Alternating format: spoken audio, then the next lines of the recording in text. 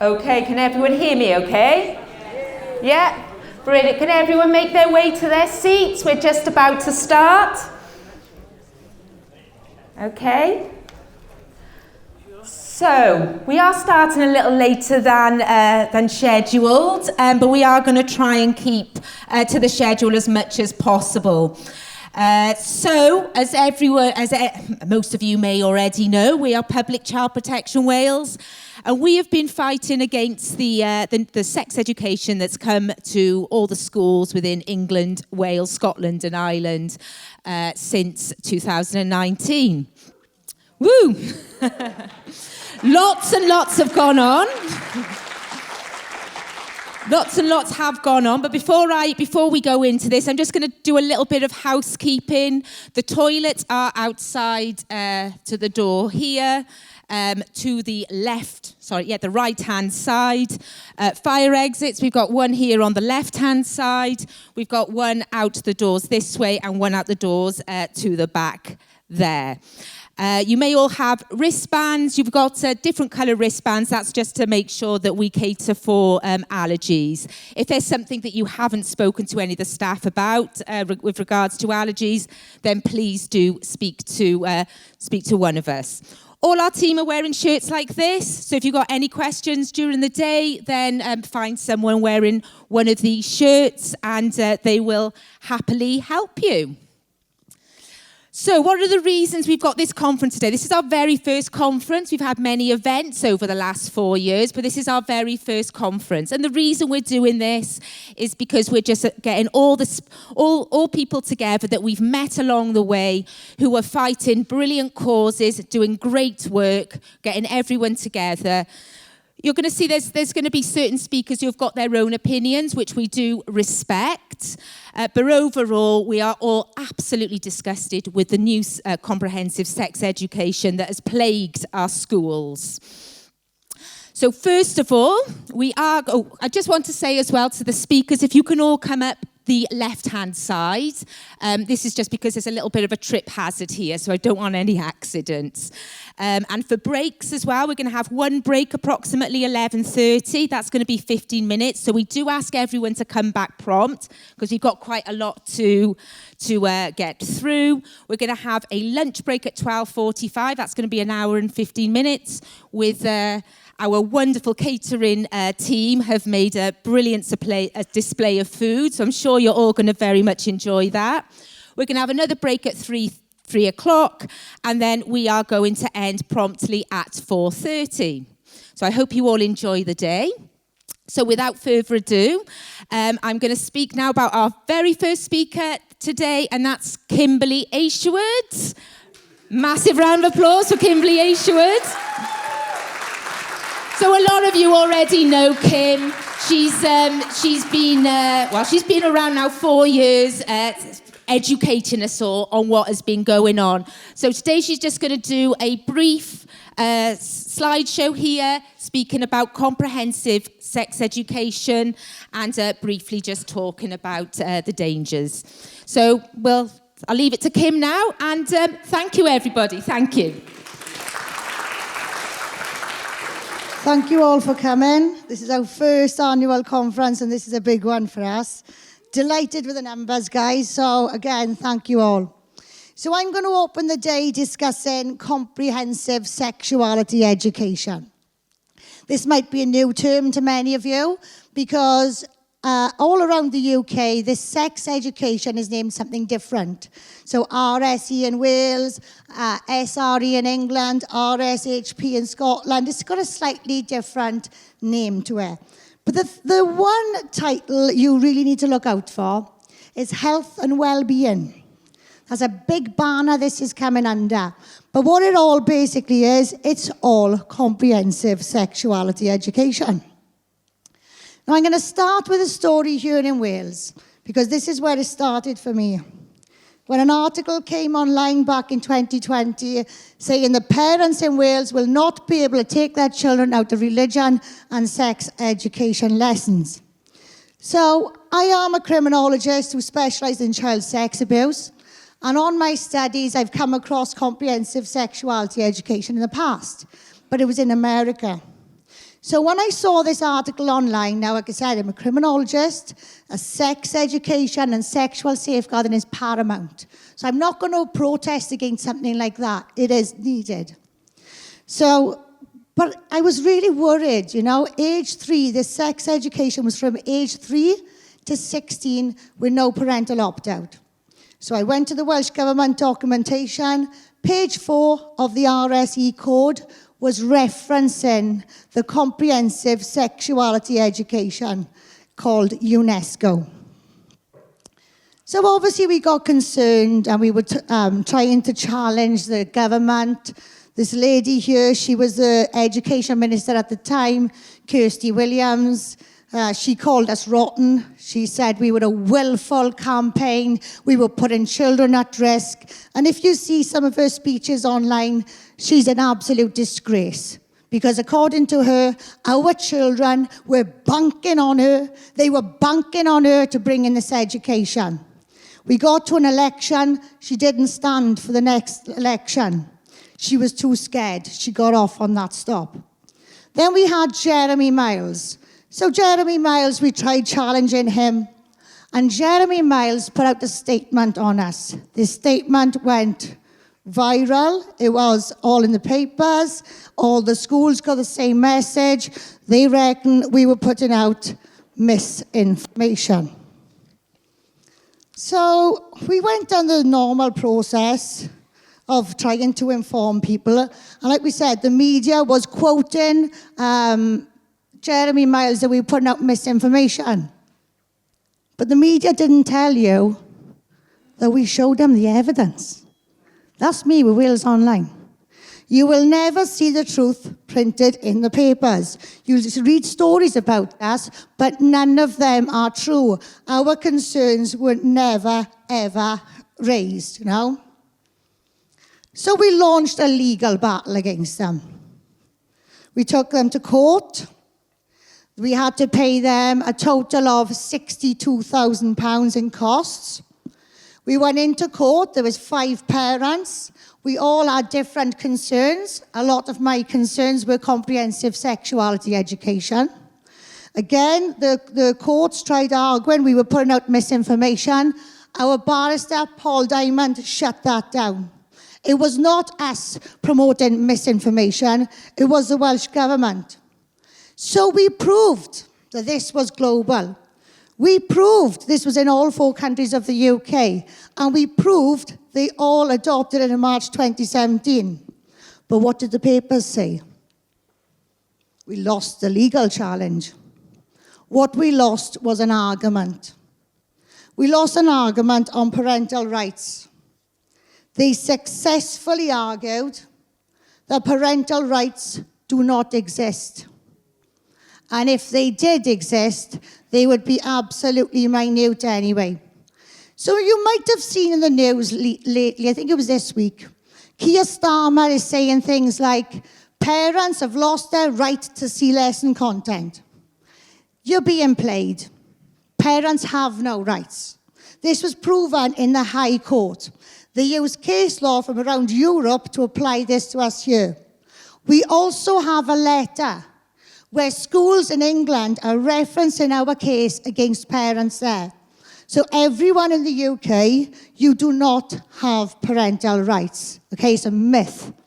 And with regards to the lesson content as well, when Keir Starmer's saying you have no right to see it, there's been court cases on that as well, okay?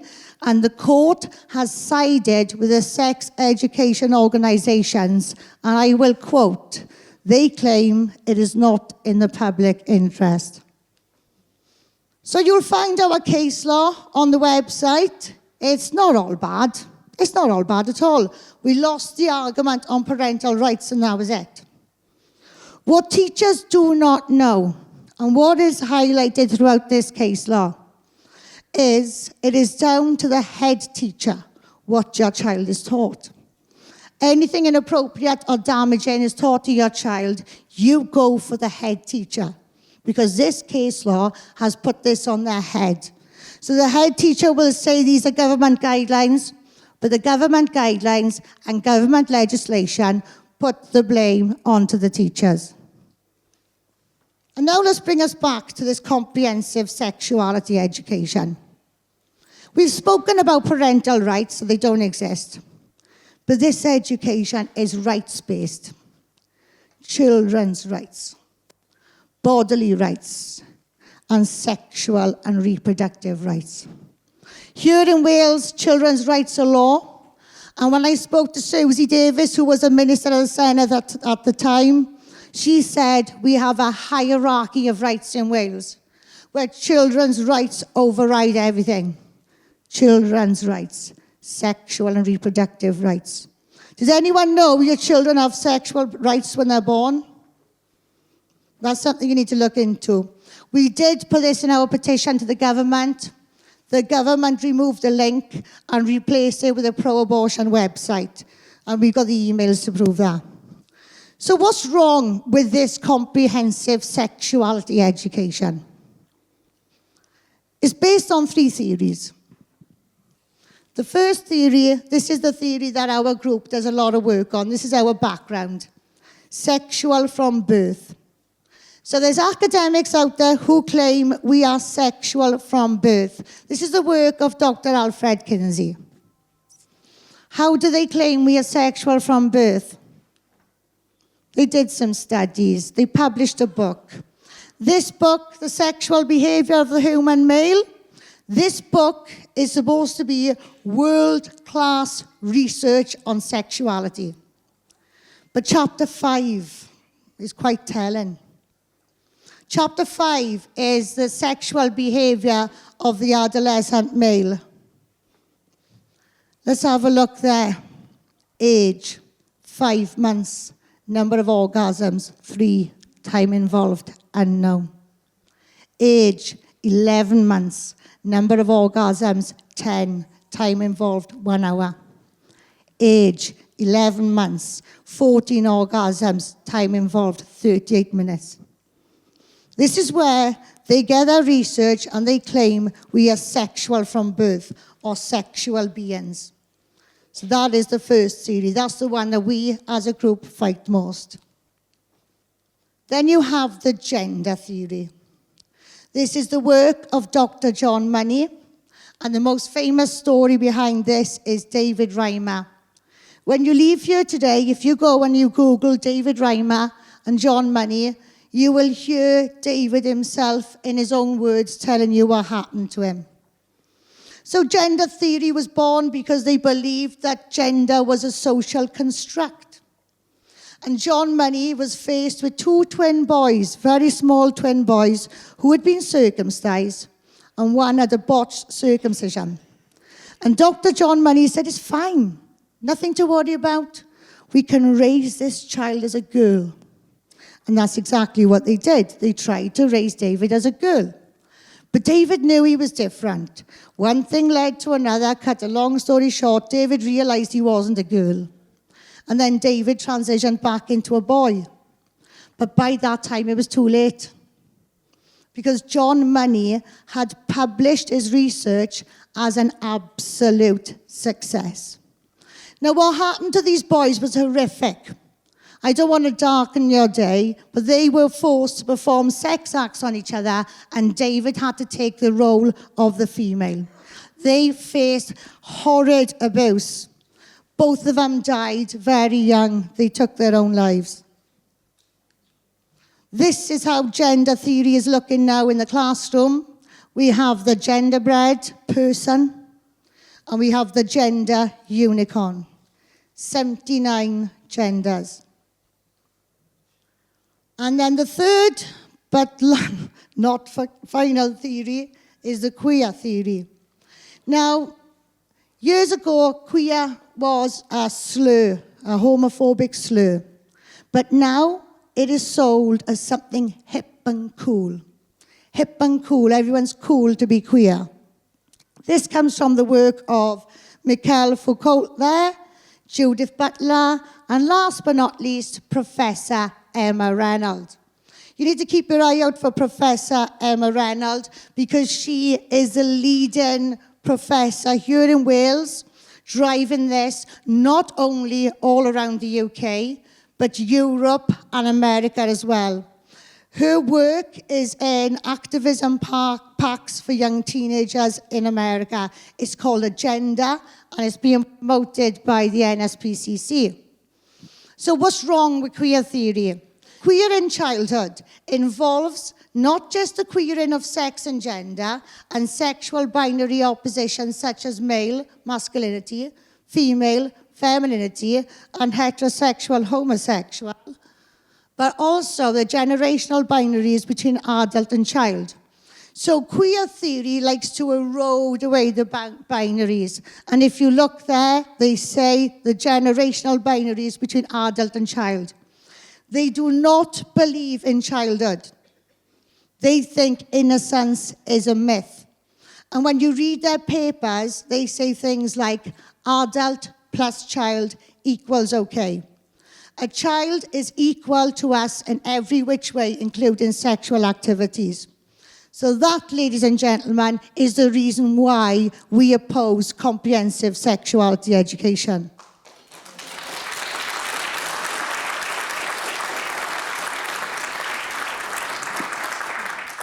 So how do we know this is in the whole of the UK? Well, this document here, published by International Planned Parenthood Federation, Sexuality Education in Europe, this is an overview of 25 countries. In here, it talks about the UK. Page 174 is the study in England, but there's a little side note that even though the studies were done in England, it was to apply to the whole of the UK. Page 8 of this book tells us that the document they used in decision-making was this one here, the one on You Were Right. So that's the World Health Organization document, Standards for Sexuality Education in Europe. Now, according to the International Planned Parenthood Federation document, the World Health Organization framework was used in decision-making. So politicians, health officials, educational officials, this is the framework they used. Let's have a look at this framework. So as you can see there, it starts from age 0 to 4, okay? So age 0 to 4. We're told this education is about sexuality and different relationships and things like that. So we like to look at the sexuality part. So when you look here from birth up to age 4, sexuality is enjoyment and pleasure when touching one's own body, early childhood masturbation. The fact that enjoyment and physical closeness is a normal part of everyone's life. Tenderness and physical closeness is an expression of love and affection. Gain an awareness of gender identity. Talk about unpleasurable feelings in one's own body. Express own needs and wishes and boundaries. For example, in the context of playing doctor. And apparently, after these things, these children will have a positive attitude towards one body with all its functions and a positive body image. That's up to age 4. Let's go up to age 6. Again, enjoyment and pleasure when touching one's own body. The meaning and expression of sexuality. Appropriate sexual language. Sexual feelings. Talk about sexual matters because that gives them communication skills. Consolidate their gender identity. Use sexual language in a non-offensive way. And this will give our children a positive body image and respect for others. Now, age 9 to 12. Same thing. Now, what you will find in most of our documents and guidelines, when you get to age 9, you're looking at the first sexual experience. Okay? So, gender orientation, sexual behavior of young people, love, being in love, pleasure, masturbation, orgasm, make a conscious decision to have sexual experiences or not. And this is pretty much how it goes, okay? So what they will achieve from this is acceptance, respect, and an understanding of diversity in sexuality and sexual orientation. Sex should be mutually consensual, voluntary, equal, age appropriate, context appropriate, and self-respecting. So these are the guidelines that were used for all 4 countries in the UK to adopt comprehensive sexuality education. And this is what we proved in court. There we go, age 6 to 9, love, being in love, tenderness, sex in the media, enjoyment and pleasure when touching one's own body, appropriate sexual language. This goes on and on and on, okay? So let's bring us back to this document here then. This is the UNESCO document. So this was published in 2018, and this is a document that's being used in schools all across the UK, including Wales. Now, 2 of us in this organisation are RSE teacher trainers, and we are licence holders. So we can tell you with certainty that this is a guidance that we are told to go to if we're stuck on things. This is what I call the younger, funkier cousin to the World Health Organization, because this is beefed up with rights. It's a little bit easier on the eye than the World Health Organization document, and it starts from age 5, but it's pretty much got the same theme going through it. Age 5 to 8, people can show love for each other through touching and intimacy. Children should understand what is appropriate and not appropriate touching, good touch, bad touch. State that people show love and care for other people in different ways, including kissing, hugging, touching, and sometimes through sexual behaviours. And apparently that's knowledge. Again, here we have, age 5 to 8, define gender and biological sex, reflect what they feel about their biological sex and gender, understand gender roles. Here we have again, this is age 5 to 8 in the blue here. Describe male and female responses to sexual stimulation. Explain that many boys and girls begin to masturbate during puberty. So this goes on and on. It's the same kind of stuff, but like I said, it's a little kinder on the eye, and it is beefed up with rights, children's rights, bodily rights.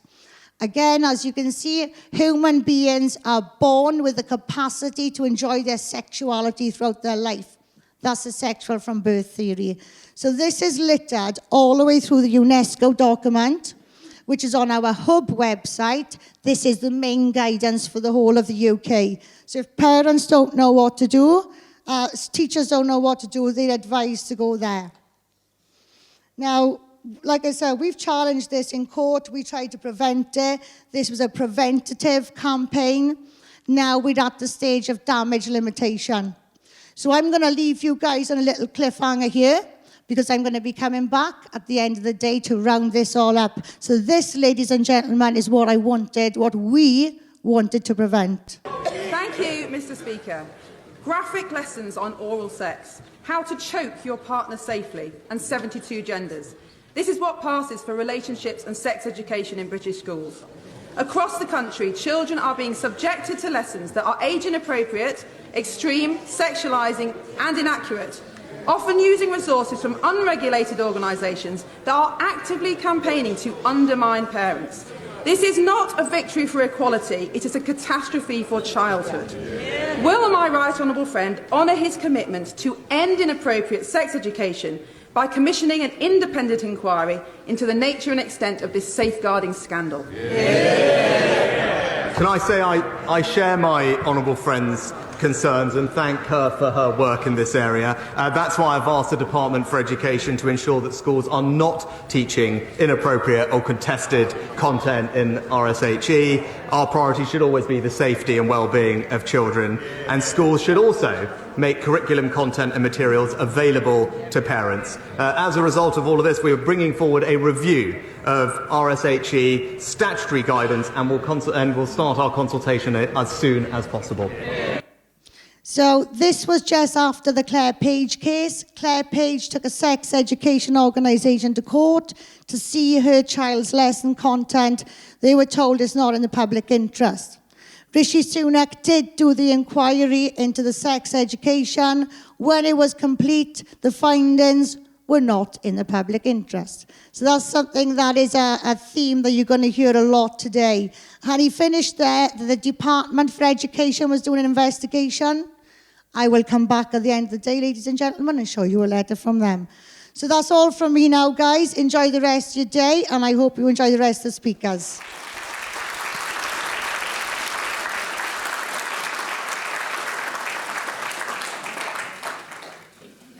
Okay, thank you so much, Kim. That was amazing, really informative. So I'm just going to go on now to our next speaker. Many of you may already know our next speaker, Nigel Thorne. Massive round of applause for Nigel Thorne.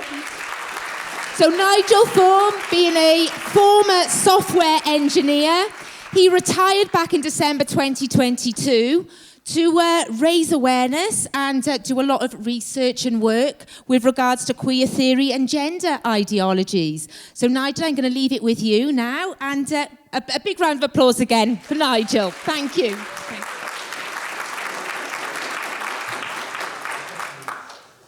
Thank you, Lucia. Oh, can you hear me? Okay. And I'd like to thank PCP Wales for organising this conference. It's an absolutely fantastic event. And for all the work they're doing, pushing back against the insanity that's being pushed into Welsh schools. It's fantastic the work they do. As Lucia said, I was previously a software engineer, and I left that job just over 2 years ago because I realised the Welsh Government were changing the definition of words. And that didn't seem very sensible to me. In software engineering, if you change the definition of variables, things break. So I started researching into why the Welsh Government were changing the definition of words. And it is as a result of that research that I've been invited to come and speak to you today. So I might be a bit controversial today. In fact, you don't know what I'm going to say. There is a very wise maxim, which is you shouldn't talk about religion and politics at dinner parties. Now, there's a reason for that. It's because people feel uncomfortable. People feel it spoils the atmosphere. I like talking about religion and politics, but I don't get invited to any dinner parties.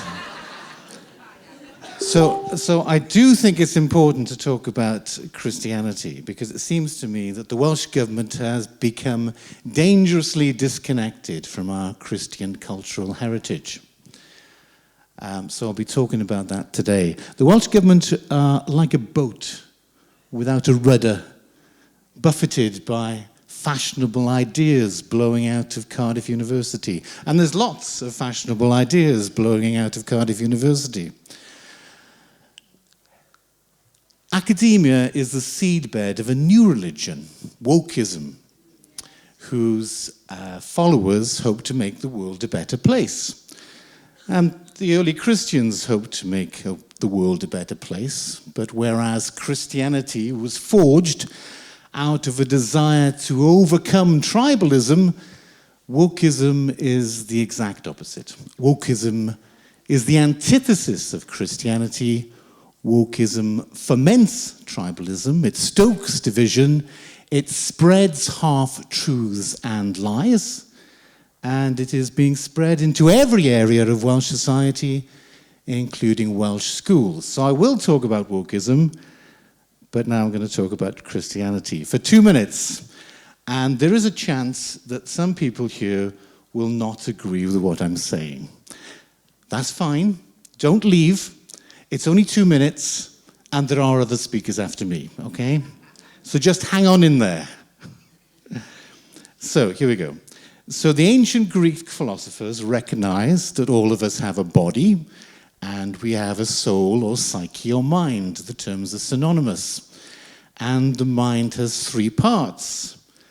The philosopher Aristotle taught people that the art of persuasion involved an appeal to our pathos, which is our emotions, the logos, which is our reason, and ethos, which is our trusted source of authority. The philosopher Plato wrote in the book Timaeus about a world soul, And if the individual soul has a three-part nature, it follows that the world soul also has a three-part nature. So, in his letter to the Galatians, St. Paul wrote, "You are all sons of God in Christ Jesus. There is neither Jew nor Greek. There is neither slave nor free. There is neither male nor female, for you are all one in Christ Jesus." Paul encourages us to divest ourselves of our group identity, our tribal identity, and acknowledge the worth of a universal reason. So those who have received Holy Communion will know that the celebrant will say, "Body of Christ," before offering the Eucharist. Christ is in heaven. We are encouraged to be part of the body of Christ on earth. So what does it mean to be part of the body of Christ? Well, the Gospel of Mark tells us, because there is a section of Scripture bookended by two stories of Christ healing blind men. The first is the blind man of Bethany. The second is Bartimaeus, the blind man of Jericho. Bartimaeus means son of Timaeus, a nod to the work of Plato. In this section of Scripture, Christ interacts with the disciples on three occasions. First, Christ rejects the desire to impose our will on others.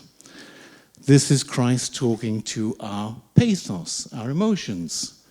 Secondly, Christ rejects the idea that people are less virtuous than others simply because they belong to a different group. This is Christ talking to our logos, or our reason. Thirdly, Christ rejects the conviction that we are more worthy than others because we subscribe to a faith that they don't belong to. So this is Christ talking to our ethos, our source of moral authority. And this is an argument that no belief system is above criticism. This is an argument for free speech. So, how do we resolve conflict? We resolve conflict through dialogue. I may think I know what's good and true. I might be wrong. You may think you know what's good and true. You might be wrong. But we talk to each other and listen to each other so we can understand each other's point of views. The root of the word dialogue is logos.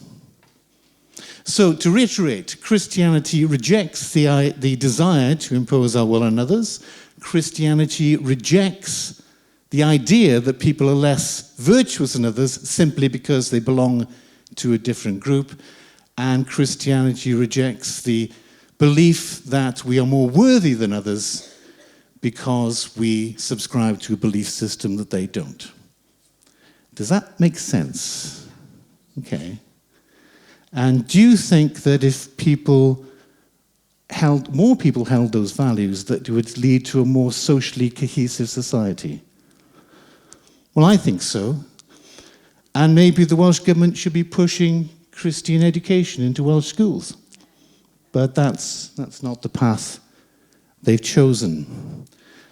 So, academics have been influenced by postmodern philosophers, including postmodern philosophers see the world in terms of battle between groups. It's all power and oppression. And one of the most influential of postmodern philosophers is Jacques Derrida. So Derrida argued that all Western philosophy, all the way back to Plato, is too logocentric. It focuses too much on reason. And as Christianity is predicated on the understanding that Christ is the universal reason, this is an assault on Christianity. It is also an assault on the idea that there is such a thing as an objective truth. Derrida also argued that within society there are binary oppositions, and one pole of the binary oppresses the other. So men oppress women, white people oppress black people, adults oppress children, and so on and so on and so on. Everything is seen through the lens of power and oppression. And we can see the results of this postmodern thought in some of the language that is used in Welsh Government documents, such as white privilege and white fragility and Black History Month and decolonising the curriculum and anti-racism and even sex positivity. But the impact of these ideas is particularly striking in the change to the definition of the word gender. Now, the word gender used to be defined as a synonym for sex. Its usage in this context became more prevalent when the word sex itself became defined as a synonym for sexual intercourse. So the word gender was used instead to stop men writing yes, please next to the box mark sex on official forms. But that word has now been redefined. And that redefinition has been imposed on us from above under the influence of feminism. So Judith Butler is an American academic who has been influenced by the writings of Jacques Derrida, whose seminal work, Gender Trouble, was published in 1990. And Derrida argues that binary oppositions, as I've said, are hierarchical. One pole oppresses the other. Butler argues that it is the language that is doing the oppression. The language is oppressive because there are social expectations associated with the words man and woman and male and female. Butler believes that by changing discourse, by downplaying biological sex and promoting the significance of a personal gender, this will undermine those social expectations, and this will be liberating for women. So in 1995, the United Nations Fourth World Conference on Women was held in Beijing. Hillary Clinton famously addressed the conference. It was hailed as a breakthrough for women's rights. Before the conference, there were preparatory meetings to thrash out disagreements. And one of the disagreements was on the definition of the word gender, surprise, surprise. And this is all documented in the book by Dale O'Leary, The Gender Agenda, Redefining Equality. So there's so much conflict regarding the definition of the word gender that a working group was set up to come up with a definition. But the working group didn't come up with a definition. So the output from the conference was a platform for action, which was a document which listed all the actions that government should take to promote women's rights.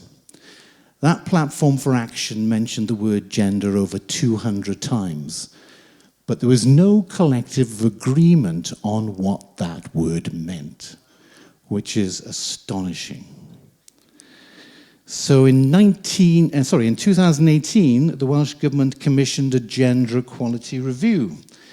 Dr. Alison Parkin from Cardiff University was the chief author of the review.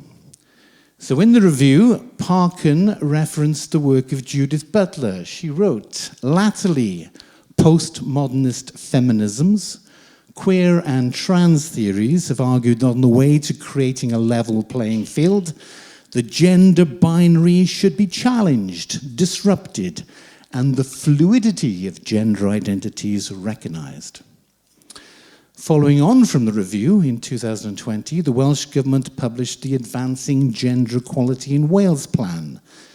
The plan describes the Welsh Government vision. A gender-equal Wales means an equal sharing of power, resources, and influence for all women, men, and non-binary people. So, if non-binary is at the same level as women and men, then obviously women and men no longer relate to biological sex. Women and men relate to how you feel inside. So this is an imposition of gender identity. So remember, most people who see themselves as non-binary are young women, and many of these are seeking to medically change their bodies, usually with double mastectomies. Dr. Hilary Cass describes this as the fastest growing group under the trans umbrella, being the non-binary group. And this is not real. Okay? This is queer theory. This is being imposed on us by radical feminists. And young people are sacrificing their bodies for an ideology. The architect of the Welsh Government Relationships and Sexuality Code, as Kim mentioned earlier, is Professor Reynolds.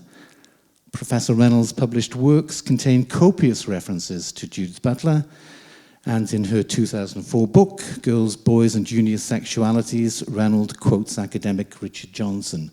Queer theory is linked to forms of politics which deliberately seek to break down the fixed boundaries between the hetero-homo, gender and other binaries, to multiply sexual categories and ultimately dissolve them. And as Kim mentioned, she further writes, queering childhood involves not just the queering of sex and gender and sexual binary oppositions such as male and female, but also the generational binaries adult and child. So we can make an educated guess where queering the adult-child binary will lead. So Dr. Alison Parkin proofread the book before publication.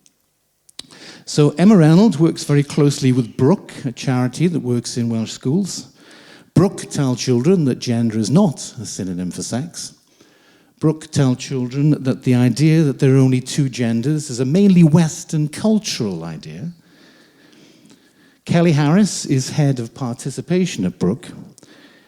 Kelly Harris is chair of the Children's Commissioner for Wales Advisory Board. Kelly Harris does not believe that parents have an automatic right to be told if their child changes gender in school. In 2022, Brooke announced they'd won the contract to provide teacher training in the Central South Consortium. In December 2022, Kelly Harris had a Twitter exchange with the now current Education Minister, Lynn Eagle, celebrating the PCP Wales court case loss. Last November, the Welsh Government put out a consultation document where the definition of gender has been changed again, because, you know, governments can change definition of words these days as often as they like. So it previously included the sociological definition. That's now been dropped. All that remains is a psychological definition. It reads, gender, for the purposes of this guidance, gender is a term used to refer to whether someone's internal sense of themselves is female, male, or non-binary. A person's gender does not always align with the sex they were registered at birth. So I'm going to bang on about this again. It's important that we understand what is happening here. A word that was previously defined as an objective truth has been redefined as a subjective feeling, and this has been done for entirely political purposes. Your children are being indoctrinated with the full backing of the Welsh Government. I cannot understand, or I cannot believe they do not understand what they are doing. The evidence is all there. So, ladies and gentlemen, Aristotle taught that the art of persuasion involved an appeal to our pathos, the emotions, the reason, and the source of authority. There have always been children who felt uncomfortable with their biological sex, but when gender was defined as a synonym for sex, they were not able to rationalize that feeling into a belief that they were born in the wrong body. They usually outgrew their discomfort. The Welsh Government have changed that. They have deliberately given children the language that enables them to rationalize a delusion. In January 2025, it was reported that the number of under-18s in England seeking help for gender distress had increased 50-fold in 10 years. There has no doubt been a similar increase in Wales. Christianity teaches us that it is wrong to desire to impose our will on others, and we resolve conflict through dialogue. Wokeism is a new religion whose followers have no compunction in imposing their will on others. Dialogue has been made impossible because any pushback against this redefinition of the word gender is met with accusations of transphobia. Gender non-conforming and vulnerable Welsh school children have been and will continue to be victims of the Welsh Government's ideological agenda. The Welsh Government are sacrificing your children to the woke gods in pursuit of their feminist goals. This is an educational and medical scandal of historical proportions.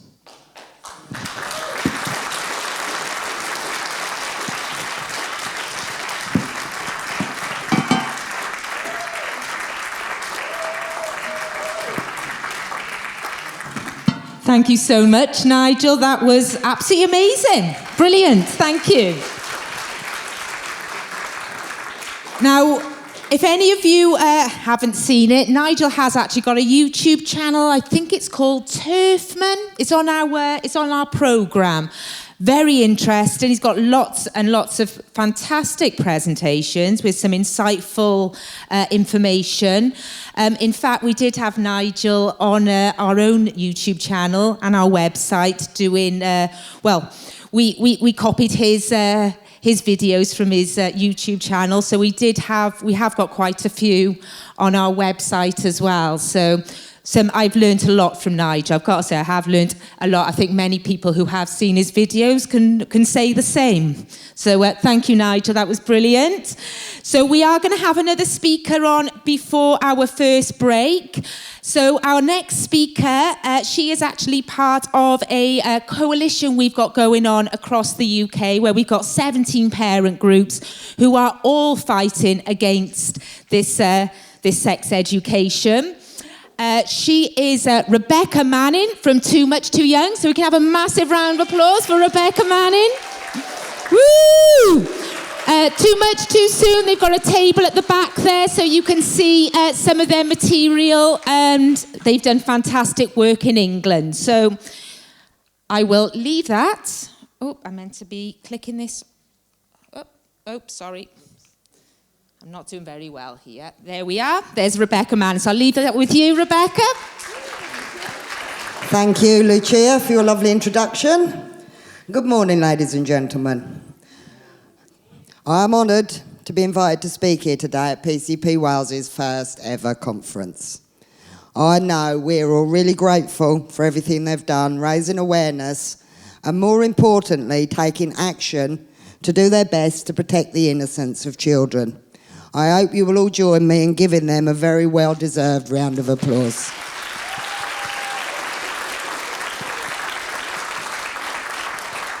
As Lucia said, my name's Rebecca Manning, and I am here today with a few other ladies to represent our group, Too Much Too Young, UK Parents Against RSE in Schools. We formed in 2022 after my friend's daughter brought home some work from school she considered most inappropriate for a young girl, and my friend posted about it on Facebook. Many parents joined in on the post with stories of similar things happening with their children. It became clear there was a problem, and the more we looked, the worse it seemed. I was aware that a new RSE curriculum was in the works, as I had been ready to take part in the parent consultation at my son's primary school. This didn't actually happen because COVID lockdowns came and schools closed. I don't believe parents in the UK were consulted or informed properly before the curriculum was rubber stamped and it was rolled out to our children. It was already in action when my son went back to school post-lockdowns. Many of us found the subjects covered to be wholly inappropriate for the age of the children they were being given to. So we decided to create a Facebook group to raise awareness, as many parents were as yet unaware of the graphic nature of some parts of the new RSE curriculum.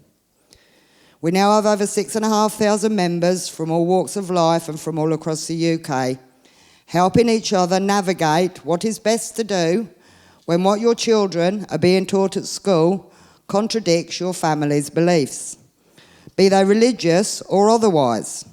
Or your children are given information that you would be happy with at some point, but feel that your child isn't old enough for yet.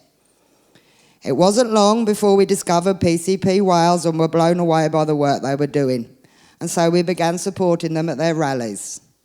We've been working alongside them for a few years now, helping parents to understand the RSE curriculum and see beneath the palatable top layer of the way it is presented.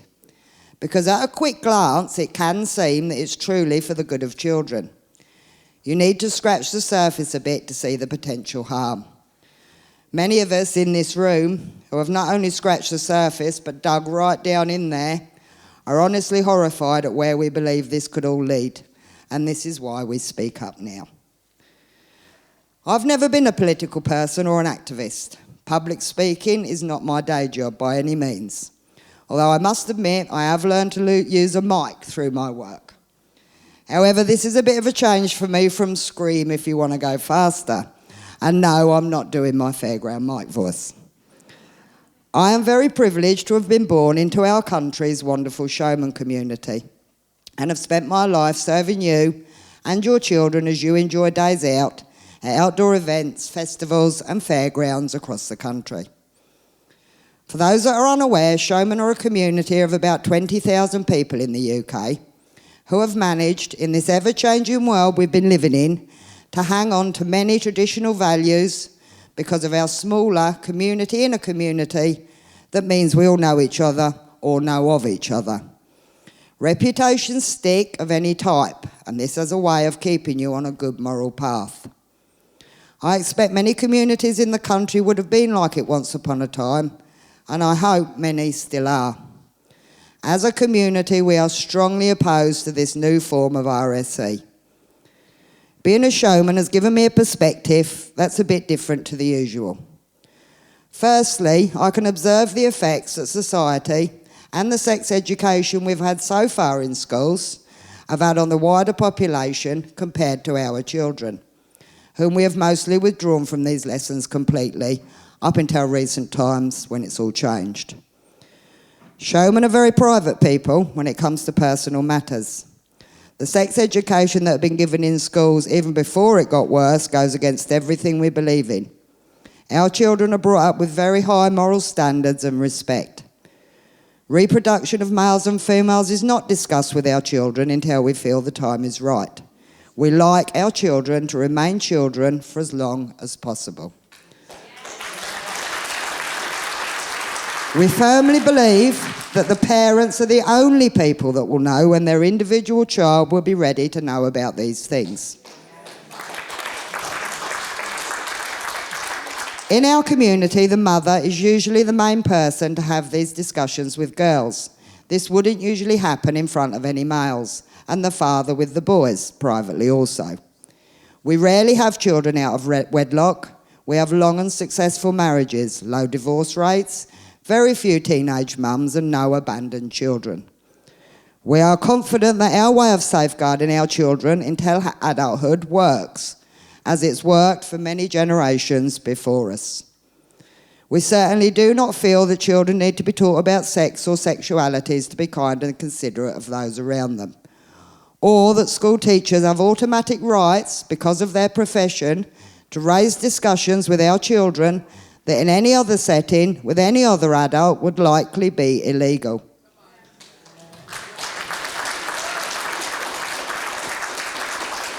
Because of my industry, I have been around the nation's children all my working life.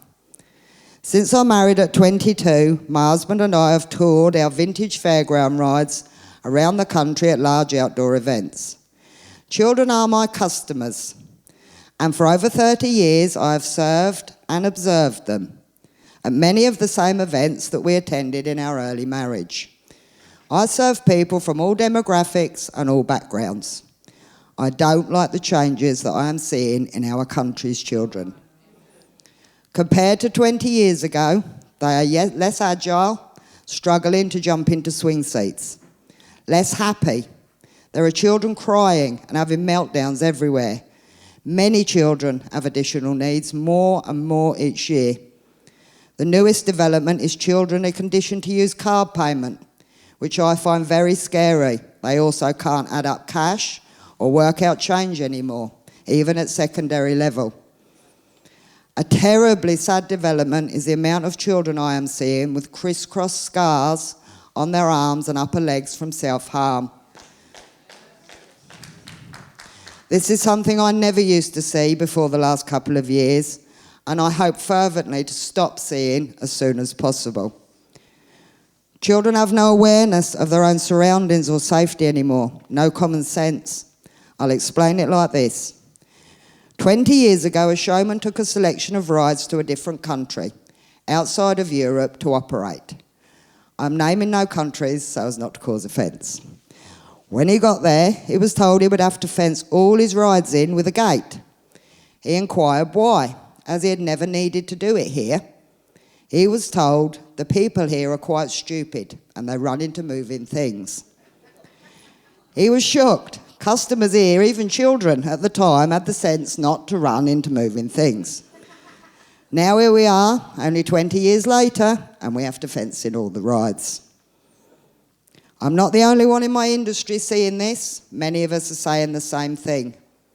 My friend Zoe, who is here with me today, runs a hooker duck stall and has done so for many years. What she said to me sums it up. People used to know how to hook ducks. Let's be fair, it's not overly complicated. Not anymore. It seems full instructions are now needed, as well as self-control from Zoe, as she keeps the sarcasm out of her offered reply, well, you hook a duck. Obviously, I'm generalising, and there are lovely, sensible children all over the country, but it's the trend I'm seeing, and I don't like it one bit. I'm not laying all of this at the door of schools by any means. We all realise by now that it's much bigger than that. But it is my view that schools are failing on an enormous scale in their duty to safeguard the children we entrust to their care. It's very clear to me that the information overload that today's child is subjected to is damaging to them. Is it possible that all the focus on mental health that today's child gets could be causing them to have bad mental health? I don't need statistics or surveys to see the changes. I can see them with my own two eyes. As I said at the beginning, I'm not a political person. Never felt the need to protest anything before. I've seen lots of positive changes during my life. Acceptance of gay relationships, greater equality between the sexes, attempts to stamp out racism. Progress that I have seen as very good in lots of areas. But not all things presented to us as progress take us forwards. Some take us backwards to a place I don't want to go. I don't want a world where children are treated as mini adults, expected to make sensible decisions. I definitely don't want a world where parents are not allowed to protect their own children from anything they consider could harm them. Or a world where children have sexual rights or are believed to be sexual from birth. Because that's the biggest load of rubbish I've ever heard. Childhood innocence needs protection from not only unsuitable sexual material or gender ideology, but also from all the problems in the world that they're not even yet able to do anything about. Teach them to be kind and courteous, pick up their litter, and keep themselves and their environment clean and tidy. That's enough for a child. The rest can come later. We're adults long enough. Thank you. If you want to speak to us, we're over there at our little stall, so we've got some books and things. Thank you so much, Rebecca. That was very insightful. Brilliant. Thank you. So Rebecca has actually spoken at quite a few of our events, and as she stated there, she's been a huge supporter since she's known us. So brilliant. Thank you so much, Rebecca, and thank you for the work you're doing in England. Absolutely brilliant. I just sort of want to touch on what she was talking about there with the importance of marriage. Now, it seems to sort of be, it seems to be something that the Welsh Government sex education doesn't really favour. They tend to be favouring promiscuous behaviours. Marriage is often seen as suppressive to women by the likes of Marxists. We're going to sort of see a bit of the Marxism culture later when Lisa Noland comes up and speaks. Marxists hate marriage. They hate marriage. They think it's oppressive to women. They don't like the nuclear family, which nuclear family means man, woman, and children. Marxists hate that. They don't think it's a fair thing at all. But as we all know, it is the best way to bring up a family. Yeah, it is the best way. It's a good support for children. It's not suppressive when a man and woman work together in the interest of their family. It's the way it should be. Thank you. Okay, ladies and gents, we're actually going to have our first break now. It is 11:45, so if you can be back at 12 o'clock, that would be fantastic. Thank you. There's some snacks there at the side there. Okay, thank you.